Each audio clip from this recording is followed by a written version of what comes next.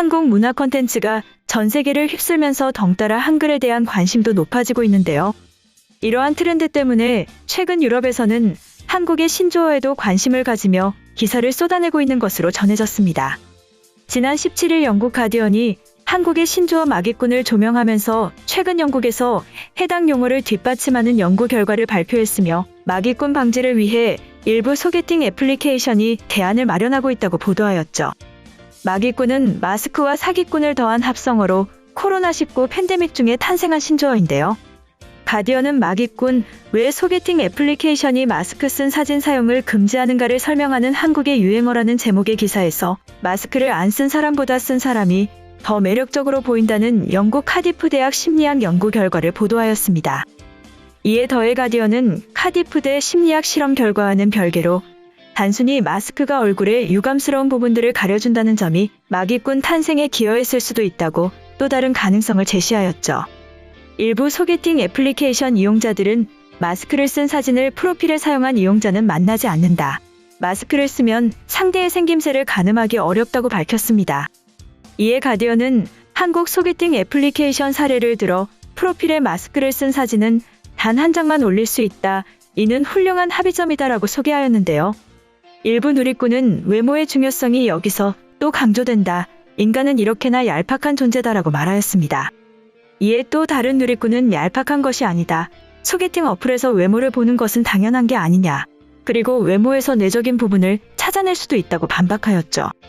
가디언은 마스크 낚시와 같은 유사 용어가 영어권에서도 2020년부터 사용됐다고 소개하기도 하며 한국의 신조어인 마기꾼에 대해 현재 트렌드를 가장 잘 나타내는 단어라고 말하였습니다. 다양한 국가의 관련 신조어들이 등장하고 규제가 새로 필요할 만큼 코로나19 팬데믹이 국내외 소개팅 시장에도 적지 않은 영향을 미치고 있는 것으로 전해졌죠. 한편 한국 콘텐츠를 전 세계로 유통시키며 성공하고 있는 넷플릭스가 올해 한국 작품을 대규모 공개할 것이라고 선언하였습니다. 넷플릭스가 18일 한국판 종이의 집 등 올해 한국 콘텐츠 라인업을 공개했죠. 넷플릭스는 올해 총 25편 이상의 한국 콘텐츠를 공개하겠다고 밝혔는데요. 이는 지난해와 비교해 10편 늘어난 것입니다. 가장 먼저 1월 28일 지금 우리 학교는 이라는 작품을 공개할 예정입니다. 좀비 바이러스가 퍼진 고등학교의 극한 상황을 다룬 이야기인데요.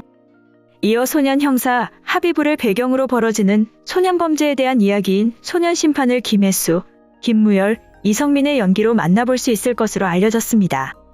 범죄극으로 세계인의 화제를 모았던 종이의 집의 리메이크인 종이의 집 공동경제구역도 올해 라인업에 포함되었죠. 이외에도 하위권 작가의 웹툰 원작인 안나라 수마나라, 진한세 작가의 신작 글리치, 조이석 감독의 택배기사 등이 공개 예정입니다.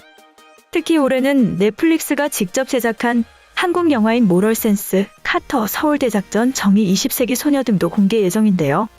넷플릭스는 지난해를 국내 창작 생태계와 함께 한국이 만들고 전 세계가 함께 보는 콘텐츠 시대에 막을 함께 올린 뜻깊은 시간이라고 평가하였습니다. 회사에 따르면 현재까지 한국 콘텐츠에 투자한 금액은 1조 원 이상으로 약 130편 이상의 한국 작품이 넷플릭스를 통해 해외에 처음 소개되었죠. 넷플릭스 회원들이 한국 콘텐츠 시청에 할애한 시간은 2021년 말 기준 지난 2년 동안 6배 이상 증가한 것으로 나타났습니다. 또 넷플릭스가 지금까지 공개한 콘텐츠 중 가장 많은 회원이 시청한 오징어 게임의 경우 시청 시간의 약 95%가 해외에서 발생한 것으로 알려졌죠. 오징어 게임은 한국과 미국을 비롯해 브라질, 프랑스, 터키 등 94개국에서 가장 많이 본 작품으로 선정되었습니다. 이어 지난해 말 공개한 지옥과 고요의 바다 역시 비영어권 글로벌 톱10 부문에서 1위를 기록하며 한국 콘텐츠의 입지를 더욱 공고히 하였죠. 강동한 넷플릭스 한국 콘텐츠 총괄 부사장은 한국 팬들의 눈높이에 걸맞은 이야기를 선보이고자 국내 창작 생태계와 장기적으로 협업하며 투자를 늘려온 결과 한국은 물론 세계의 인정을 받은 작품이 다수 탄생했다. 넷플릭스는 창작자들과 함께 우리 한국의 이야기를 세계 190개국으로 수출하는 여정에 계속 박차를 가하겠다라고 말하였죠.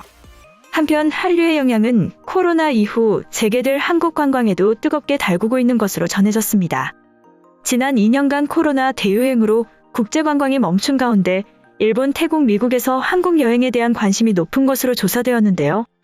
순추천 지수로 봤을 때 한국 여행 호감도는 중국, 일본보다 높은 것으로 알려졌습니다.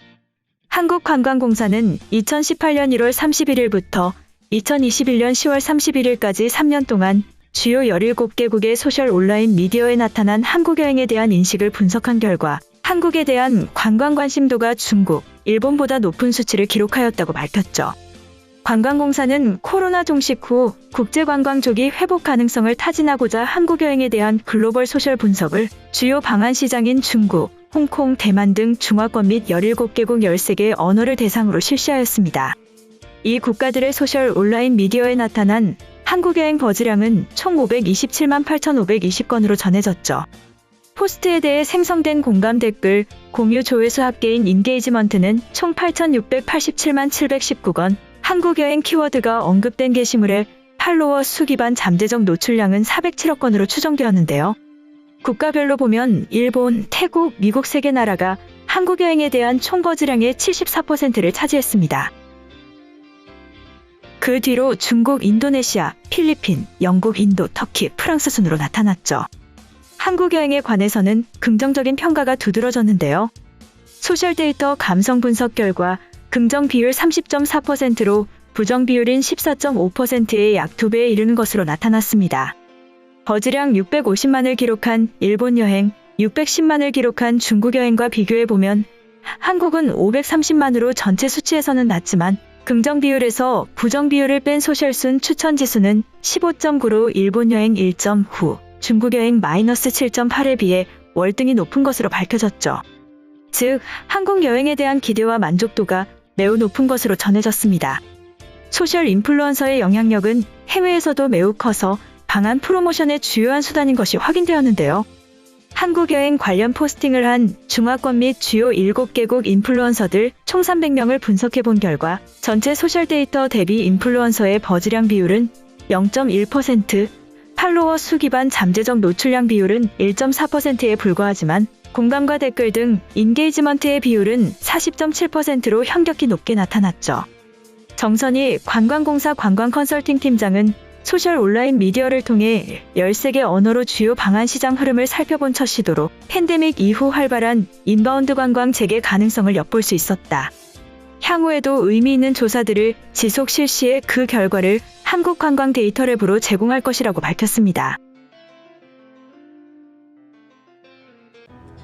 이번 영상은 여기까지고요. 제 영상이 도움이 되셨거나 세계 속 반응 더 보고 싶다 하시는 분들은 구독과 좋아요, 알람 설정까지 부탁드립니다. 다음에 또 봐요. 안녕.